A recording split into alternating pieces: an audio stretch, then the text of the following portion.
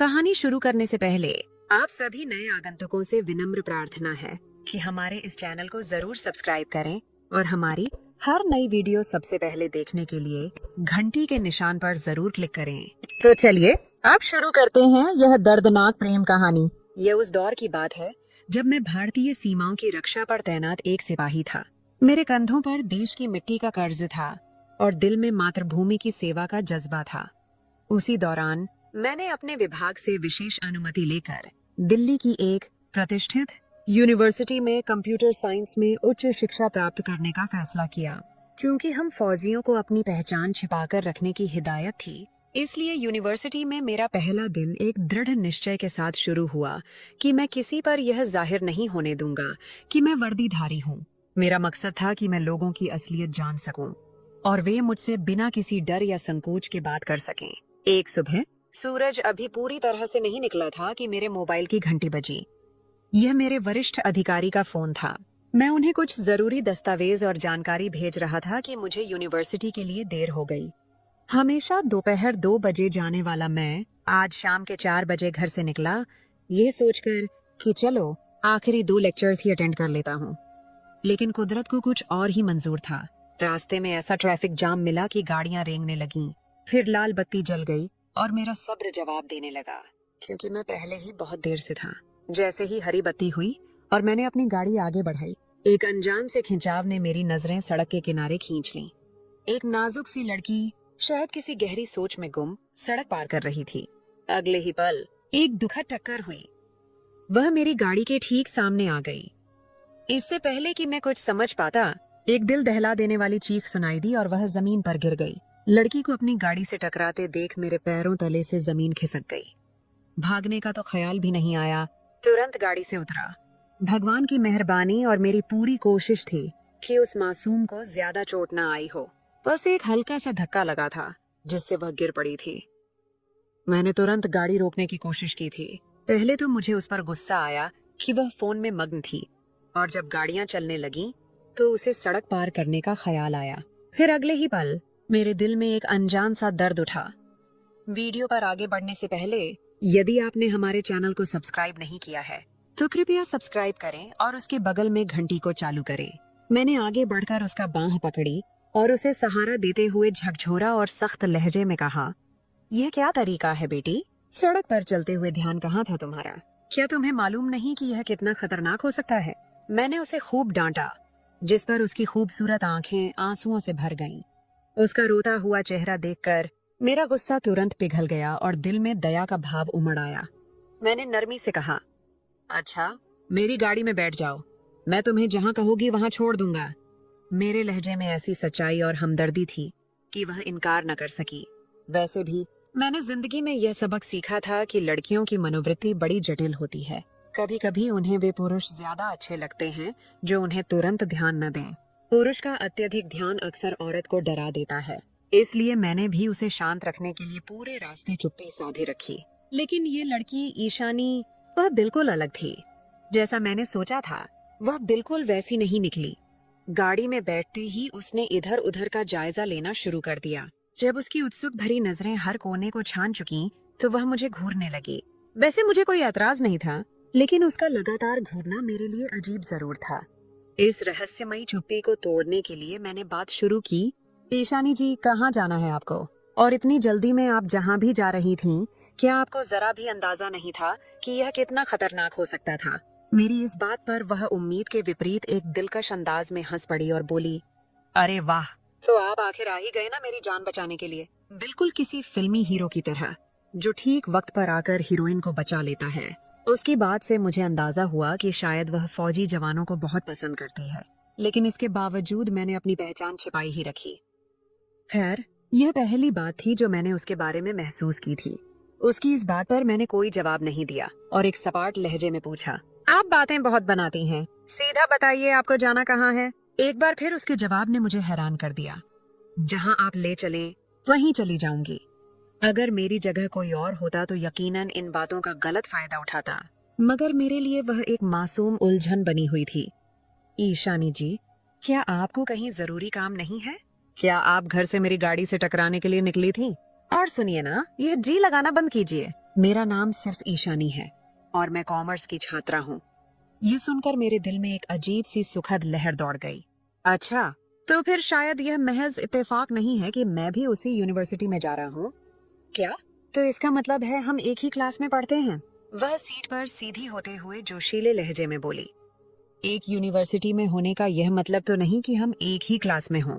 मैंने उस पर एक अर्थपूर्ण नजर डालकर कहा तो वह शर्मिंदा सी हो गई। हाँ, ये तो मैंने सोचा ही नहीं था।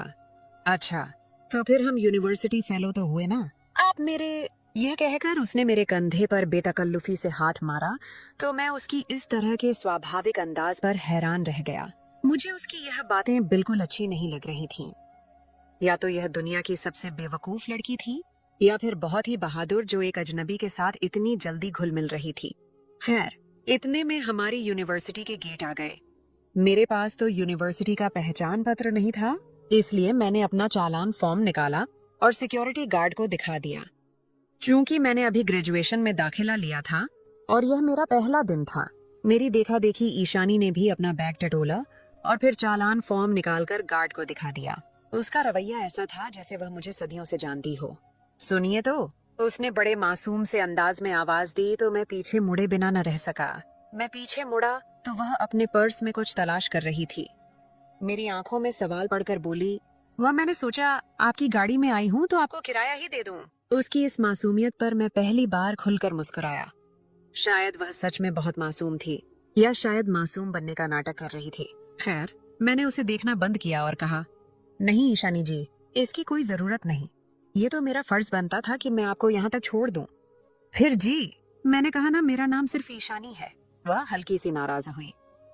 अच्छा ठीक है ईशानी, मुझे इन पैसों की कोई जरूरत नहीं।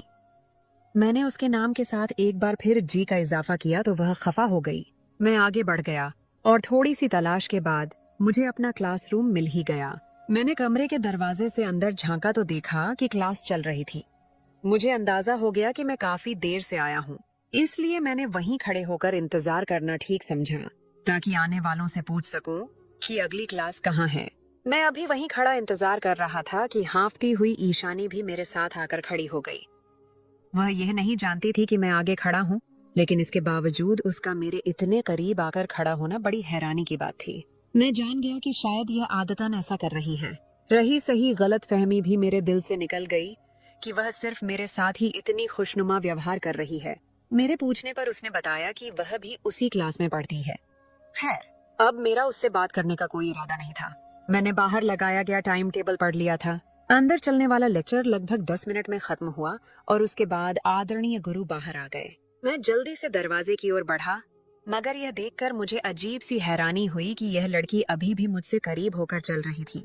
यूं लगता था वह मुझे अपने जाल में फंसाना चाहती हो। उसकी यह हरकत मुझे बहुत अजीब लगी, मगर मैंने किसी तरह की खुशी या नाराजगी का इजहार नहीं किया। मगर फिर अगले कुछ दिनों में उसकी बेतकल्लुफी हद से बढ़ गई। वह खाली समय में मेरे पास आकर बैठ जाती, मुझसे बिना वजह बातें करती।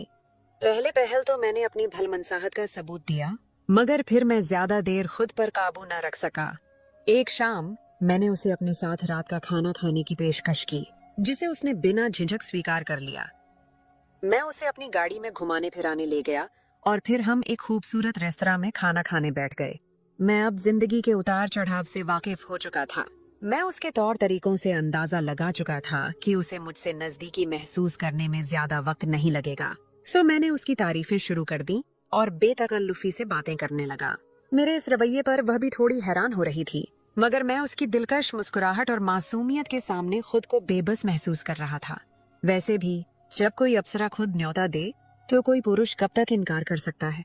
कहीं न कहीं अंदर छिपा हुआ शैतान जाग ही उठता है।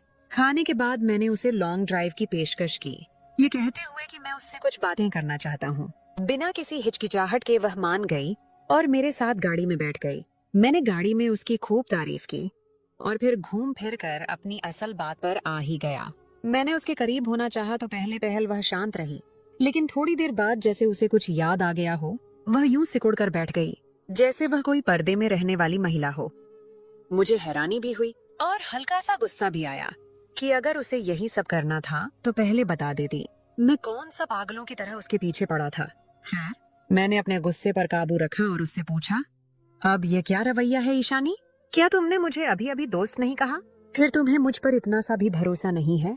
मेरे कहने पर उसने मेरी आंखों में झांका और बोली, अगर मेरी नजदीकी चाहते हो तो मुझसे शादी कर लो। ये कौन सा तरीका है दोस्ती निभाने का? शादी कर लूं? तो उसकी बात पर मैं घबरा सा गया। खैर, मैंने अपनी घबराहट उस पर जाहिर न होने दी और सामान्य ढंग से बातें शुरू कर दी। वह भी जवाब देती रही, मगर कुछ चुप चुप सी हो गई थी। अब मुझे भी उसमें सही मायने में दिलचस्पी हो गई थी, या शायद कह लें कि मोहब्बत हो गई थी। मैं उसके बारे में गंभीरता से सोचने लगा, मगर एक डर भी था। अगर उसकी फितरत वैसी ना निकली जैसी मैं समझ रहा हूँ तो मैं कहाँ जाऊंगा? क्या ये जिस तरह मेरे साथ बेतकल्लुफ हो रही है वैसे दूसरे लड़कों के साथ भी होती है? मेरे मन में कई सवाल सिर उठा रहे थे जिनका जवाब मेरे पास नहीं था। हम कोई रोज रोज नहीं मिलते थे। उसने इतनी बेतकल्लुफी से शादी की पेशकश कर दी थी जैसे निकाह उसके लिए कोई मामूली बात हो। फौजी होने की वजह से मैं किसी पर भी आसानी से यकीन नहीं करता, सो मैंने अलग अलग बातों पर गौर करना शुरू कर दिया। मैं तो अभी ग्रेजुएशन कर रहा था और इस उम्र में जबकि मैंने उसे यह नहीं बताया कि मैं एक फौजी अफसर हूँ, वह तो यही समझती होगी कि मैं बेरोजगार हूँ या अभी सिर्फ पढ़ रहा हूँ। वह यह भी समझती है कि अभी हमारी पढ़ाई पूरी तो क्या शुरू भी नहीं हुई। फिर उसने मुझे ऐसी पेशकश क्यों कर दी? अपने बारे में मैंने उसे कुछ भी नहीं बताया था। अगले दिन हम फोन पर बात कर रहे थे। मैंने यूं ही उसे भरोसा दिलाने के लिए कह दिया, मुसीबत तो तुम्हारे माँ बाप का होगा, मैं तो शादी कर सकता हूँ। मैं जानता था कि इतनी कम उम्र लड़की के पास न तो इतने पैसे होंगे और न ही कोई बड़ा परिवार, मगर मैं तब हैरान रह गया जब उसका बाप शादी के सिलसिले में मुझसे मिलने पर राजी हो गया। मैं हैरान था क्योंकि मैंने तो यह बात महज मजाक में कही थी। मेरी उम्र उस वक्त 25 साल थी और 26 साल से पहले फौज में अफसरों को शादी करने की इजाजत नहीं होती। लेकिन मैं उन्हें यह भी नहीं बता सकता था कि मैं कोई फौजी वगैरह हूँ। अब मैं बुरी तरह फंस चुका था क्योंकि शादी के लिए हाँ मैंने खुद कही थी।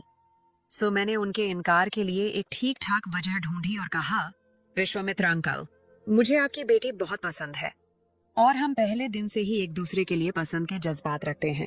मैं आपको यकीन दिलाता हूँ कि मैं उसे खुश रखूंगा, मगर क्या है ना कि अभी न मेरी कोई अच्छी नौकरी है और न ही कोई खास जायदाद है। मेरी इस बात पर न उनके चेहरे का रंग बदला और न ही उनके हाव भाव।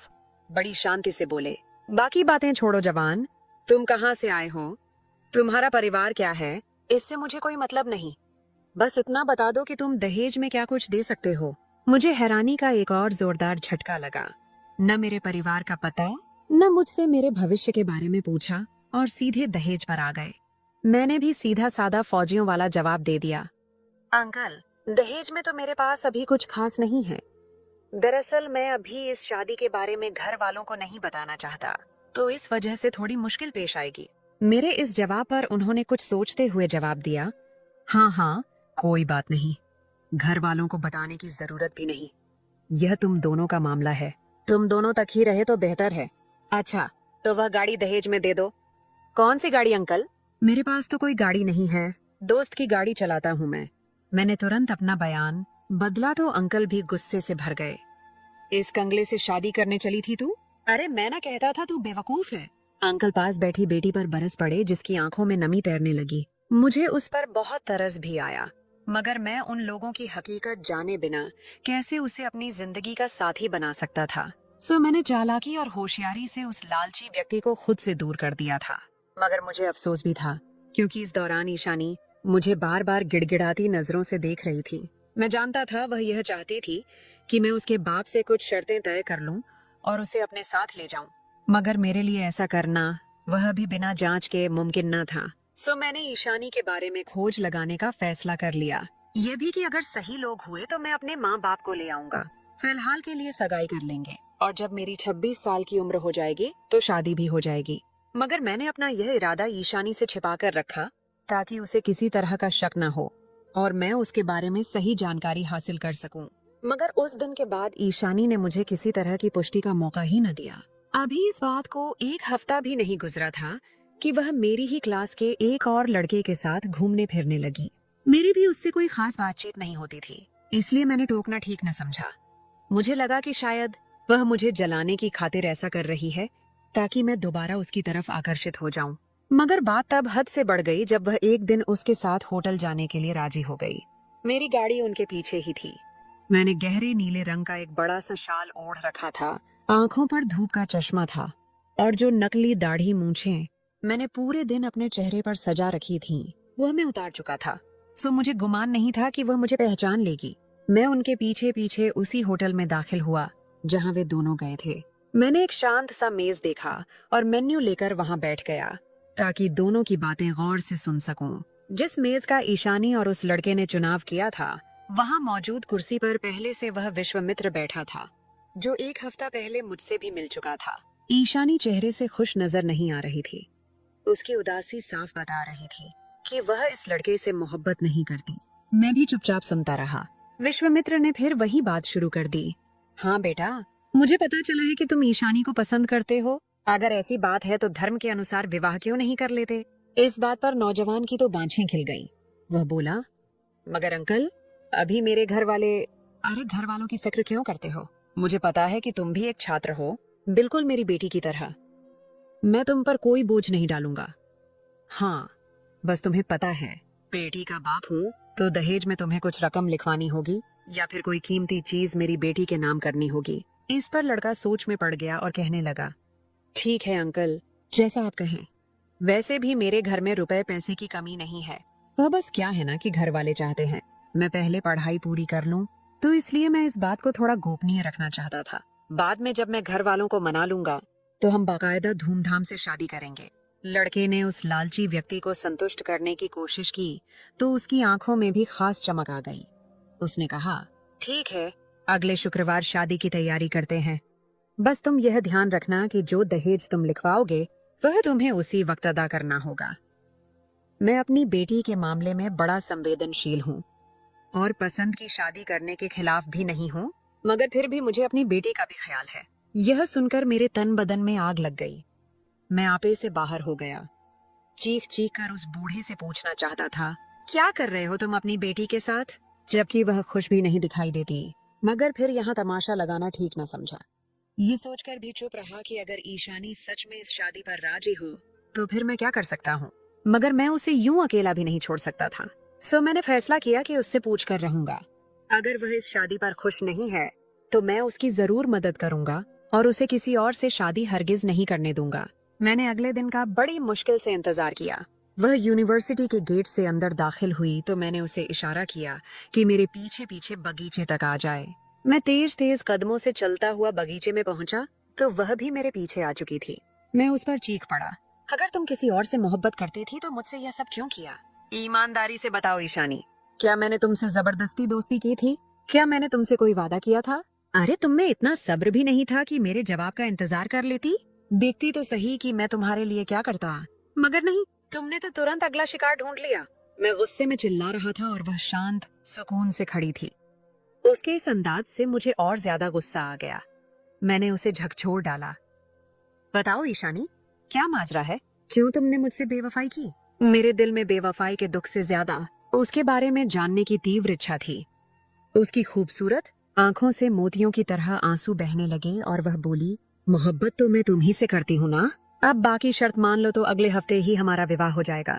विवाह हो जाएगा? और कल जो तुम लोगों ने होटल में बैठकर सौदा किया है उसके बारे में क्या ख्याल है? मेरे इन शब्दों पर शायद उसे गहरा सदमा पहुंचा। वह सिसक सिसक कर रोने लगी तो मेरा दिल भी पिघल गया। मैं नरम पड़ गया और पूछा, देखो ईशानी, तुम जानती हो कि मैं तुमसे मोहब्बत करता हूँ। अगर कोई ऐसी बात है कि तुम्हें उससे विवाह करने पर मजबूर किया जा रहा है तो मुझे भगवान के लिए बता दो। तुम जानती नहीं कि मैं क्या क्या कर सकता हूँ। मुझ पर भरोसा करो। मैं इसलिए पूछ रहा हूँ क्योंकि कल तुम मुझे खुश नहीं लगी। मैं वहीं तुम्हारे पास वाली मेज पर बैठा था। तुम मुझ पर यकीन करके मुझे बता दोगी तो हम दोनों का साथ रहना मुमकिन हो जाएगा। अगर नहीं तो फिर शायद हमारी राहें हमेशा के लिए जुदा हो जाएंगी। मैंने उसे भावुक करने के लिए भरपूर शब्दों का इस्तेमाल किया तो वह फट पड़ी। क्या बताऊं अर्जुन, पात्र का नाम बदलकर मेरे बाप ने तो मेरी जिंदगी तमाशा बना दी है। वह हर साल मेरी 2 से 3 बार बोली लगाता है और शादी के नाम पर अच्छी खासी रकम या जायदाद ऐंठ लेता है। मुझे इसमें से एक पाई भी नहीं देता। उसने मुझे एक खिलौना बना रखा है। मैं क्या करूं अर्जुन, तुम ही बताओ। मैं अपने बाप के सामने बेबस हूँ। इस घिनौने काम को वह तुरंत निकाह का नाम देता है। अगर तुम ना आते तो उस लड़के के साथ यह मेरा चौथा तुरंत निकाह होता। मेरे बाप ने मेरी बड़ी बहनों के साथ भी यही खेल खेला है। वह हमें यह कहकर दिलासा दे देता है कि यह तुरंत निकाह है और फिर कोई न कोई बहाना बनाकर हमारा तलाक करवा देता है। 2 महीने बाद उसे लड़के का चाल चलन ठीक नहीं लगता। कभी कहता है कि यह धर्म का पाबंद नहीं है। अब तुम ही बताओ, मैं ऐसे लालची और धोखेबाज बाप का क्या इलाज करूं, जिसकी आंखों पर दौलत की पट्टी बंध चुकी है। वह कारोबार करने के लिए हम तीनों बहनों को बेच चुका है। वह कई अमीर लोगों के साथ हमारा सौदा कर चुका है, मगर समाज में अपना मुकाम यूं बना रखा है जैसे कोई बहुत इज्जतदार व्यक्ति हो। हमें हर साल मोहल्ला और मुझे हर साल यूनिवर्सिटी बदलनी पड़ती है। मगर सच कहती हूँ अर्जुन, मुझे तुम अच्छे लगे हो। मैं तुमसे सच में मोहब्बत कर बैठी हूँ, इसीलिए मैं तुम्हारे बिना खुश नहीं हूँ। मगर मैं क्या करूँ, मैं अपने बाप के सामने मजबूर हूँ। यकीन मानो, अगर बाप की रुकावट न होती तो मैं तुम्हारे कदमों पर गिरकर तुम्हें मना लेती, लेकिन मैं ऐसा नहीं कर सकती। वह मुझे मार डालेगा। उसकी बातें सुनकर मेरे सिर में धमाके होने लगे। हे भगवान, यह मैं किससे मोहब्बत कर बैठा था? कहाँ फंस गया था मैं? अपनी माँ को कैसे बताऊंगा कि एक ऐसी लड़की से मोहब्बत कर बैठा हूँ जिसके तुरंत निकाह के नाम पर पहले ही 3 सौदे हो चुके हैं। मगर मैं अपने वादे से पीछे नहीं हटना चाहता था। सो मैंने अपने दिमाग में एक तरकीब तैयार की और ईशानी के बाप को फंसाने के लिए अपनी अक्ल का इस्तेमाल किया। अगले दिन मैंने ईशानी के बाप को बुलाकर खूब लालच दिया। अपनी गाड़ी भी उसके नाम करने को कहा। साथ ही यह यकीन दिलाया कि जब वह कहेगा मैं ईशानी को छोड़ भी दूंगा। मैं सीधी बात करने का आदी हूँ। मैं जानता हूँ कि आप ईशानी को ज्यादा देर मेरे साथ नहीं रहने देंगे, लेकिन आप इस बात की फिक्र न करें। बस मेरा थोड़ा सा मान रख लें कि मंदिर में यह तुरंत निकाह वाला काम हरगिज न करें। यह पूरी तरह से धर्म के मुताबिक विवाह होगा, ताकि मैं अपने घर वालों से भी दहेज के लिए मदद ले सकूं। मगर हकीकत में यह हमारे लिए तुरंत निकाह ही होगा। मैं तयशुदा समय के बाद उसे छोड़ दूंगा। मेरे इस खुलासे पर उसके चेहरे पर शर्मिंदगी की बजाय खुशी के फूल खिल उठे और वह बेशर्मी से बोला, बेटा, तुम जानते तो हो ना कि मैं मजबूर बाप हूँ। मेरे और भी बच्चे हैं। मैं अपनी बेटी को खुद से हमेशा के लिए जुदा नहीं कर सकता। मेरे लिए और कोई कमाने का जरिया नहीं है। मेरा जी चाहा कि इस व्यक्ति के चेहरे पर थूक दूं। न जाने उसे कौन सी मजबूरी थी कि उसने अपनी बेटी को एक रखेल बना रखा था। खैर, मैंने उस बूढ़े से गुजारिश की कि किसी को भी इस बारे में न बताया जाए। इस बात पर उसे तो पहले ही कोई एतराज नहीं था, क्योंकि गुनाह के काम छिप कर ही किए जाते हैं। मैंने अपने तौर पर उसे खूब संतुष्ट किया और फिर ईशानी से मेरा हिंदू रीति रिवाज के मुताबिक विवाह हो गया। उसे पाकर जहां मैं 1000 चिंताओं का शिकार था, वह उतनी ही संतुष्ट और सुकून में थी। खासकर जब मैंने उसे बताया कि मैं फौज में एक अफसर हूँ, तो वह मारे खुशी के पागल हो गई। वह मेरी बहुत कद्र करने लगी और मुझे यकीन हो गया कि वह सच्ची मोहब्बत करती है। 2-3 महीने गुजर गए तो ईशानी को आए दिन उसका बाप फोन करने लगा। बेटी, कब घर आ रही हो? इस समझौते की मियाद तो खत्म हो गई है ना? बस तुम जल्दी से आ जाओ। मैं तुम्हें बहुत याद कर रहा हूँ और अब की बार मैंने तुम्हारे लिए एक बड़ा अमीर लड़का ढूंढा है। खुश हो जाओगी तुम। बाप की यह मांग सुनकर ही ईशानी फूट फूट कर रोने लगी। मुझसे कहने लगी, मुझे खुद से जुदा मत करना। मैं तुमसे मोहब्बत करती हूँ। इस गंदगी के दलदल से तंग आ चुकी हूँ। मुझे नहीं जाना अपने बाप के पास। ये सब मैंने उसके बाप को धोखा देने के लिए किया था। मैं भी उससे मोहब्बत करता हूँ और सारी उम्र करता रहूंगा। अगली बार जब ईशानी के बाप ने फोन किया तो मैंने उसे साफ साफ बता दिया, आपकी बेटी से मैंने धर्म के अनुसार विवाह किया है अंकल, और आप मुझे उसे तलाक देने पर मजबूर नहीं कर सकते। मैं उसे कभी नहीं छोड़ सकता। वह भी मुझसे मोहब्बत करती है। अगर आप कुछ कर सकते हैं तो करके देखें। मेरे इस खुलासे पर अंकल के होश उड़ गए। हाफती हुई आवाज में बोले, मैं केस कर दूंगा तुम पर। समझते क्या हो खुद को कंगले? तुम्हारी गाड़ी देखकर मैंने अपनी बेटी का निकाह दिया था, मगर दिखा दी अपनी औकात। भूल गए अपना वादा? बस ऐसी ही थी तुम्हारी परवरिश। उनके इस नेक उपदेश पर मुझे तो हंसी आ गई। मैंने अंकल का फोन बंद कर दिया और ईशानी से भी कह दिया कि तुम उन्हें बता दो, अब तुम मुझसे तलाक नहीं लोगी। तुम मेरे साथ बहुत खुश हो और मैं तो तुम्हें कभी छोड़ने का सोच भी नहीं सकता। मेरी इस बात पर ईशानी की आंखों में खुशी के आंसू आ गए। बाद में ईशानी के बाप ने हमें बहुत धमकियां दी, मगर चूंकि कानूनी तौर पर ईशानी मेरी पत्नी थी, सो वह कुछ नहीं कर सकता था। उसका पूरी तरह से नुकसान हो गया था, इसलिए वह पीछे हट गया। आज इस बात को 10 साल गुजर चुके हैं। ईशानी मेरे साथ खुश है, मगर उसकी जिंदगी में एक कसक जरूर है कि मैंने उसे उसके भाई बहनों और बाप से मिलने पर सख्त पाबंदी लगा रखी है, क्योंकि मैं जानता हूँ वे बदकिस्मत अभी भी मेरी ईशानी को देखेंगे तो उनकी नीयत बदल जाएगी और वे उसे मुझसे छीनने की कोशिश जरूर करेंगे। मगर मुझे खुशी है कि ईशानी ने सच्चे दिल से तौबा की है। अब वह अपनी गुनाह वाली जिंदगी को याद भी नहीं करती। और फिर जब भगवान इंसान को माफ कर दे तो इंसान क्यों न करे। अगर आपको हमारी यह प्रेम कहानी पसंद आई है तो अनन्या की प्रेम कथा को सब्सक्राइब कीजिए और हमारी हर नई वीडियो सबसे पहले देखने के लिए घंटी के निशान पर जरूर क्लिक कीजिए। और हाँ, कमेंट सेक्शन में अपनी कीमती राय का इजहार करना मत भूलिएगा। आपके कमेंट्स हमारी रहनुमाई करते हैं।